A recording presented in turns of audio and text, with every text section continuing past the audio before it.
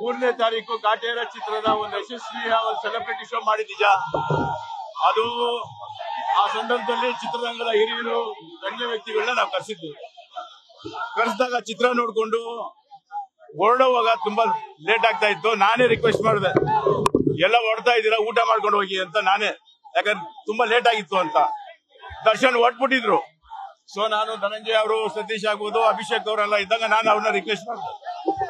ಅಲ್ಲಿ ಜಟ್ಲಾಗ್ ಅಂದ್ರೆ ಓನರ್ ನಮ್ ಜಗದೀಶ್ ಅವರು, ನಮ್ ಚಿತ್ರರಂಗದ ಇಯಾಸು ಅವರು ಬಂದಿದ್ರು ನಮ್ ಜೊತೆಯಲ್ಲಿ. ನಾನು ರಿಕ್ವೆಸ್ಟ್ ಮಾಡಿದೆ, ನಿಮ್ ಹೋಟ್ಲಲ್ಲಿ ಒಂದು ಊಟಕ್ಕೆ ವ್ಯವಸ್ಥೆ ಮಾಡ್ಕೊಡಿ ಎಲ್ಲ, ಅಯ್ಯೋ ಬನ್ನಿ ಅಣ್ಣ ಅಂತಂದು. ಏನ್ ಪ್ಲಾನ್ಡ್ ಆಗಿ ನಾವೇನು ಪಾರ್ಟಿ ಮಾಡ್ಬೇಕು ಅನ್ನೋ ಉದ್ದೇಶದಲ್ಲಿ ಇರ್ಲಿಲ್ಲ ನಮ್ಗೆ. ಆ ಒಂದು ಉದ್ದೇಶದಲ್ಲಿ ನಾನು ಇವ್ರನ್ನೆಲ್ಲ ಕರ್ಕೊಂಡು ಹೋಗಿ ದರ್ಶನ್ ಫೋನ್ ಮಾಡಿ, ದರ್ಶನ್ ಬಂದ್ರು. ಆಮೇಲೆ ಇವ್ರೆಲ್ಲ ಅವರೇ ಬನ್ನಿ ಅಂತ ಅವ್ರು ಹೋದವ್ರು ವಾಪಸ್ ಬಂದ್ರು. ಬಂದ ಮೇಲೆ ಒಂದು ಊಟದ ವ್ಯವಸ್ಥೆ ಮಾಡಬೇಕು ಅಂದ್ರೆ ಆ ಸಿಬ್ಬಂದಿಗಳೆಲ್ಲ ಹೊರಟ್ಬಿಟ್ಟಿದ್ರು ಜಟ್ಲಾಗಲ್ಲಿ. ಹೋದ್ಮೇಲೆ ಪಾಪ ಅವ್ರನ್ನ ಕರ್ಸಿ ತಿರ್ಗಾ ಎಷ್ಟು ಆಗುತ್ತೋ ಅಷ್ಟು ಊಟ ತಿಂಡಿ ಕೊಡೋದಕ್ಕೆ ಲೇಟ್ ಆಯ್ತು.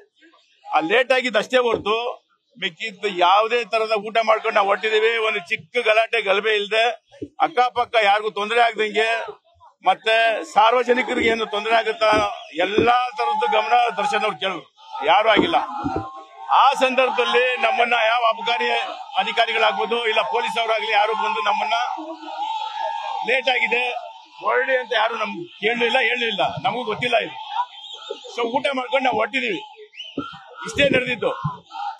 3ನೇ ತಾರೀಕು ಕಾಟೇರ ಚಿತ್ರದ ಒಂದು ಯಶಸ್ವಿಯ ಒಂದು ಸೆಲೆಬ್ರಿಟಿ ಶೋ ಮಾಡಿದ್ದೀಜ. ಅದು ಆ ಸಂದರ್ಭದಲ್ಲಿ ಚಿತ್ರರಂಗದ ಹಿರಿಯರು ಗಣ್ಯ ವ್ಯಕ್ತಿಗಳನ್ನ ನಾವು ಕರೆಸಿದ್ವಿ.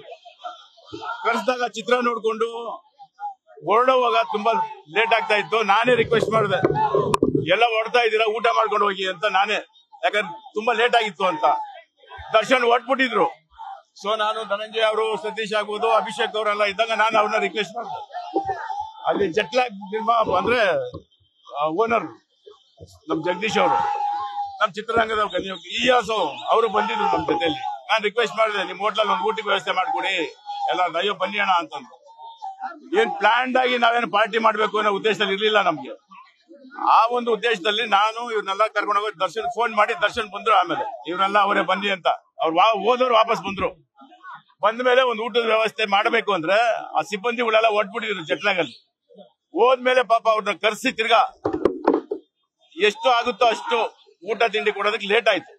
ಆ ಲೇಟ್ ಆಗಿದ್ದು ಅಷ್ಟೇ ಹೊರತು ಮಿಕ್ಕಿದ್ದು ಯಾವುದೇ ತರದ ಊಟ ಮಾಡ್ಕೊಂಡು ನಾವು ಹೊಟ್ಟಿದೀವಿ. ಒಂದು ಚಿಕ್ಕ ಗಲಾಟೆ ಗಲಭೆ ಇಲ್ಲದೆ, ಅಕ್ಕಪಕ್ಕ ಯಾರಿಗೂ ತೊಂದರೆ ಆಗದಂಗೆ, ಮತ್ತೆ ಸಾರ್ವಜನಿಕರಿಗೆ ಏನು ತೊಂದರೆ ಆಗುತ್ತಾ ಎಲ್ಲಾ ತರದ್ದು ಗಮನ ದರ್ಶನ್ ಅವ್ರು ಕೇಳಿದ್ರು. ಯಾರು ಆಗಿಲ್ಲ.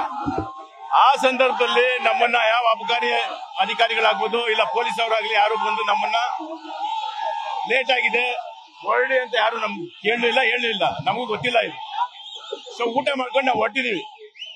ಇಷ್ಟೇ ನಡೆದಿದ್ದು.